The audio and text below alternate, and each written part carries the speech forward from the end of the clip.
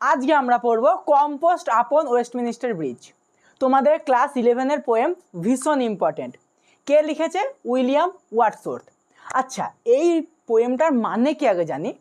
Compost মানে হচ্ছে লেখা, আপন মানে ওপরে, ওয়েস্টমিনিস্টার ব্রিজ, ওয়েস্টমিনিস্টার ব্রিজের ওপরে দাঁড়িয়ে লেখা কবিতা।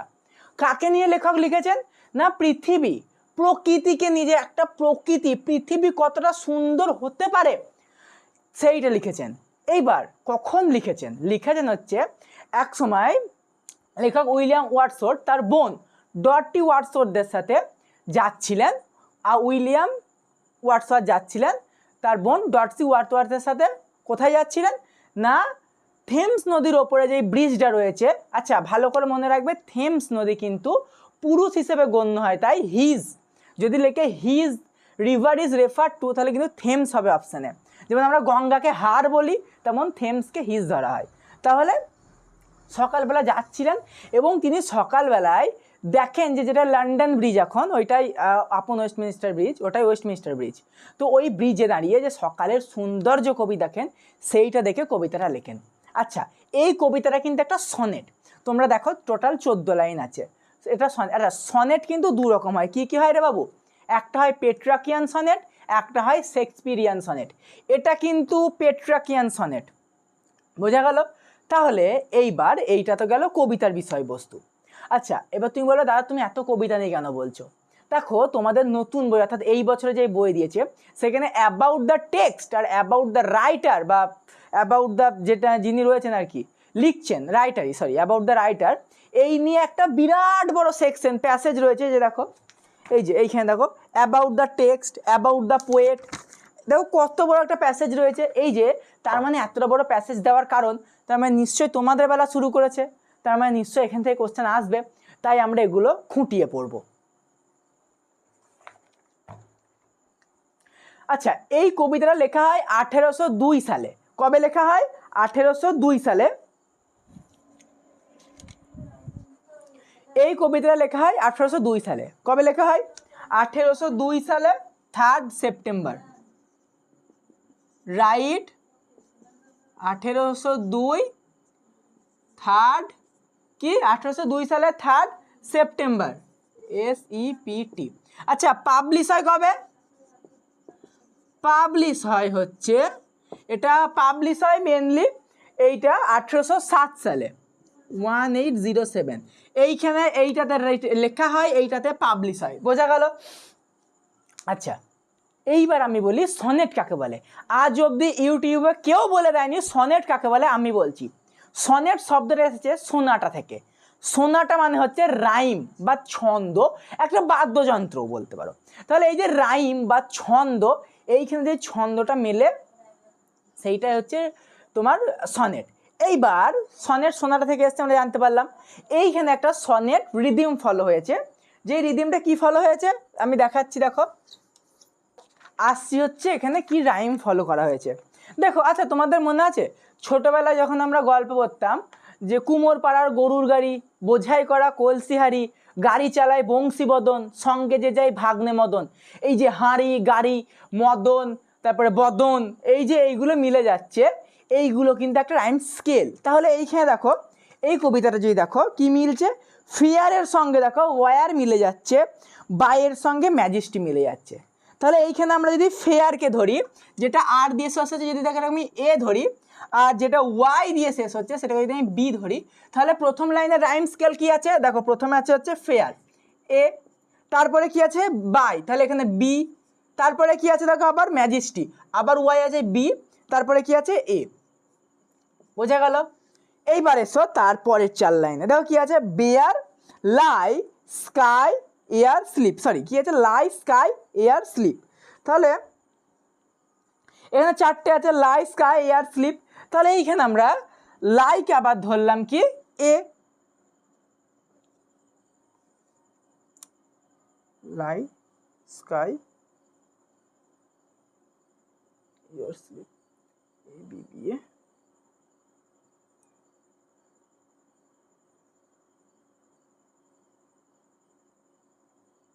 1 2 3 4, ও আচ্ছা, বেয়ার লাই স্কাই এয়ার। আচ্ছা, তাহলে বেশ, এইবার প্রথম 4 লাইন গেল, এইবার আসো পরের 4 লাইনে। কি আছে দেখো, বেয়ার, লাই, স্কাই, এয়ার। তাহলে বেয়ার আর দিয়ে শেষ হচ্ছে, তাহলে আমি এ লিখবো। তারপরে কি আছে দেখো, লাই, বি লিখবো। তারপরে আবার কি আছে, স্কাই, বি লিখবো। তারপরে কি আছে, এয়ার, এ লিখবো। তাহলে এটা কি হলো, এ বি বি এ। এইবার এসো তারপরের 4 লাইনে কি আছে, steep, hill, deep, will, asleep, still. এইখানে এবার 3 লাইন করে আমরা নেবো। এইবার দেখো যেখানে পি স্টার্ট হচ্ছে সেখানে পিটাকে এবার আমরা ধরবো সি। তাহলে আমরা কি লিখবো, যেখানে পি আছে সি লিখলাম। তারপরে কি আছে দেখো, হিল, এলটাকে ধরবো ডি, এল মানে আমরা ধরবো ডি, তাহলে সি ডি, আবার পি আছে তাহলে সি। আবার দেখো উইল, এল, এল মানে হচ্ছে ডি, তাহলে আবার তারপরে লাইনে ডি, আবার পি আছে তার মানে সি, আবার স্টিল আছে তার মানে ডি। তাহলে রাইম স্কেলটা ফাইনালি কি দাঁড়াচ্ছে, A B B A, A B B A, C D C, D C D. এইবার তুমি বলো দাদা কেন শেখালে, এমসিকিউ সনেট, এটা আসার চান্স ভীষণভাবে প্রবল, তাহলে এইটা ভীষণ ভালোভাবে পড়বে। বেশ, এইবার আমি আসছি হচ্ছে পরের টপিকটাই, তো বল দিচ্ছি। এইবার দেখো মেনলি সনেট দুভাবে হয়। কিভাবে আমি বললাম, 14 লাইন, প্রথম একটা 8 লাইনের হয়, একটা 6 লাইনের হয়।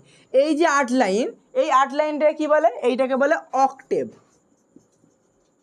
আর এই যে 6 লাইন এটাকে বলে সিস্টেপ। বোঝা গেল, অক্টেভ সিস্টেপ। এইবার অনেক সময় এই রকম না হয়ে 6 + 6 + 2, তাহলে কত হচ্ছে, 6 12 14, তাহলে আবার 14 লাইনই হচ্ছে। তাহলে তখন অক্টেভ থাকে না, এইটা হয় সিস্টেপ, এইটাও হয় সিস্টেপ, আর এইটাকে বলে কাপলেট। কি বলে, কাপলেট। আচ্ছা কাপলেট বলে, কাপলেট বলে না কিন্তু, যে কাপলেট আমি বলছি কাপলেট বলে, তুমি বলছো কাপলেট, স্যার বলেছে কাপলেট বলে। হ্যাঁ কাপলেট চা খাই নাও, কাপলেট না, হচ্ছে কাপলেট।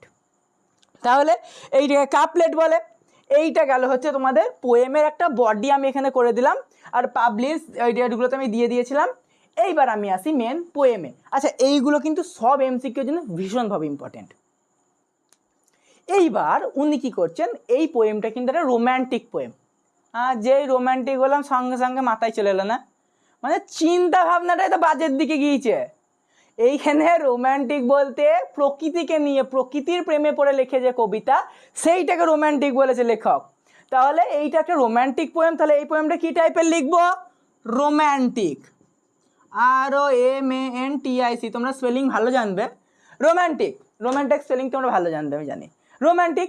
এইবার আমি শুরু করি, চলো পোয়েম কি বলছে দেখো, আর্থ has not anything to show more fair, পৃথিবীর এর থেকে আর সুন্দরতা দেখানোর কিছু নেই। মানে পৃথিবী এতটা সুন্দর, মানে পৃথিবীর থেকে সুন্দর আর কিছু হতে পারে না, পৃথিবী এতটাই সুন্দর। ওই যে আর্লি মর্নিং কথা বলছে, তাহলে কি বলছে, আর্থ has not anything to show more fair, অর্থাৎ পৃথিবীর থেকে সুন্দর বা পৃথিবীর এর থেকে সুন্দর আর কিছু নেই। তো এই মনে হয় যে স্যার আমার সে তো আরও বেশি সুন্দর, তার কাছে কোথায় পৃথিবী সব তুচ্ছ। না বাবু, পৃথিবী সব থেকে সুন্দর, পৃথিবী হচ্ছে সুন্দর। তারপর ডাল, উড হি, ডাল মানে বোকা, would he be of soul who could pass by, সে বোকা যে এটাকে অগ্রাহ্য করে চলে যায়, অর্থাৎ যে দেখে না, যে এই সুন্দরতাকে দেখে না, সে অগ্রাহ্য করে চলে যায়, সে বোকা। তুমি তো ভোরে ওঠোই না, তুমি ঘুমাও, তুমি কী করে জানো তুমি বোকা। A sight so touching its majesty, a sight বলতে এর একটা মমপর্ষী, অর্থাৎ সো টাচিং ভীষণই স্পর্শকাতর এর একটা দিক, the city new ডথ like a garment, হয় শহর মনে হচ্ছে একটা নতুন পোশাক, নতুন পরিচ্ছদ পরে আছে। অর্থাৎ যদি আমরা পোশাক না পরি, মানে সায়কার যে আদিবাসীদের মতো ঘুরে বেড়াই, দেখতে ভালো লাগে না, একটা স্যুট বুট টাই পরলে একটা মানুষকে দেখতেই ভালো লাগে। এই যে পোশাক পরে আছে, তেমন লেখক কী বলছে, পৃথিবী মনে হচ্ছে একটা পোশাক পরে আছে। The beauty of the morning, সকালের যে সৌন্দর্য, সাইলেন্ট, নীরব, বেয়ার মানে খালি। কেন খালি, ভোরবেলায় সবাই ঘুমোচ্ছে তখন, সেই জন্য ভোরবেলায় যখন কবি লিখছেন কবিতাটা তখন খালি ছিল। শিপস, শিপস মানে হচ্ছে জাহাজ, টাওয়ার্স মানে ওই যে টাওয়ারগুলো হয়, ডোমস, ডোমস মানে হচ্ছে গম্বুজ। আগেকার দিনের রাজারা তাদের যে মেনলি চারিদিকে খবর নেওয়ার জন্য অনেকটা লাইট হাউসের মতো ডাঙায় থাকতো এটা, হ্যাঁ আইল্যান্ডে থাকবে, মেনল্যান্ডে থাকতো, তারা খবর নেওয়ার জন্য একটা গম্বুজের মতো একটা ঘর বানাতো বা গম্বুজের মতো এখানে উপর থেকে দাঁড়িয়ে চারিদিকে নজর রাখতো রক্ষীরা। সেই গম্বুজগুলো থ্রিয়েট অ্যান্ড টেম্পেলস মন্দির লাই মনে যেন ঘুমিয়ে আছে।